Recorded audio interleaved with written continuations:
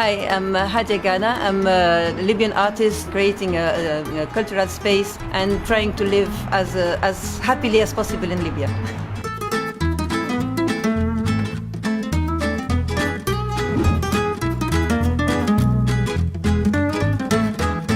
I met Hadia today in the old city of Tripoli, Libya, and after a few minutes of speaking, I found her story to be really inspiring. I do conceptual art, ceramics. Born and raised here. My dad is an artist. My mother is French.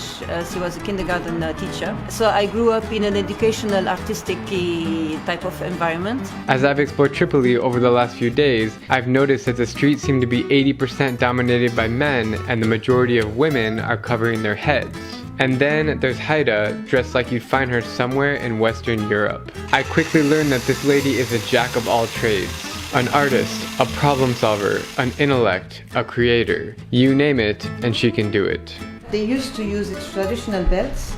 Sometimes they use as decoration on the camel saddle. I've just entered Hadia's house or workshop, and it's one of the most unique things I've ever seen. I mean, everything here is art. The tiles are art. There's beautiful cactus plants. Look at this little sculptural thing that goes over the roof.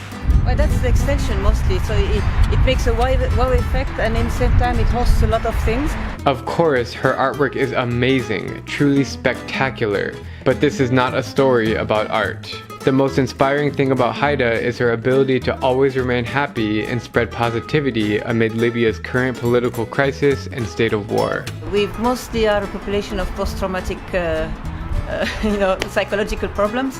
One of the most important things is that we don't have like long-term planning, and this hyperactivity in a way stop a lot of people of doing things that are stable and slow and continuous. So I want to talk about some of the challenges that you've had. So in 2011, we know that Libya went through some major problems. So what was it like for you? For me, we saw it as a revolution. So for me, I was for it completely, and I was just following this. It is a historical thing. Either you like it or not, it is a historical event. For me, I was afraid that the house and my father's work would disappear. So the only thing that I was afraid of. Here, what makes the work inspiring is to continuity. We need to continuity. You need to be, as we say, resilience and believe what you're doing. But why is it so hard to continue? I mean, is it because of war, because of economical crisis? It's a bit of everything, but it's also inside. It's an inbuilt thing because, for instance, you have a lot of power cuts, you have water cuts, you have whatever cuts you can have in electricity. But in a way, also this project goes. If you don't have electricity, you can use your hands. If you don't have water, you can do things without water. The thing is you always have ways to do things. You just have to be imaginative. While there's a sense of fear and panic on these streets, Hadia is just minding her own business and helping everyone around her stay positive.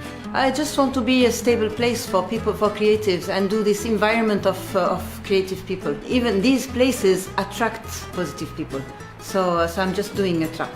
I really enjoyed meeting Hadia today and hearing her inspiring story. As Libya remains unstable for the foreseeable future, there needs to be more people like her to keep everyone smiling. Drew, it's very nice meeting you, and thanks for visiting Tripoli. Thank you so much for having me. You're wonderful. You're welcome.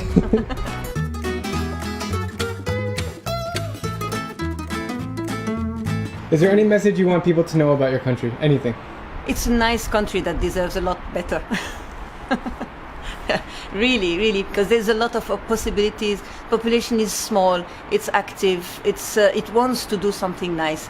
The weather is marvelous. Yeah, I can see that. The nature is marvelous here. So it's rich. So it hasn't found the right manager until now. So, You're really, the one. No, I'm not. I'm Drabinski, and if you like my travel videos, please click subscribe and join me as I plan to visit every country in the world.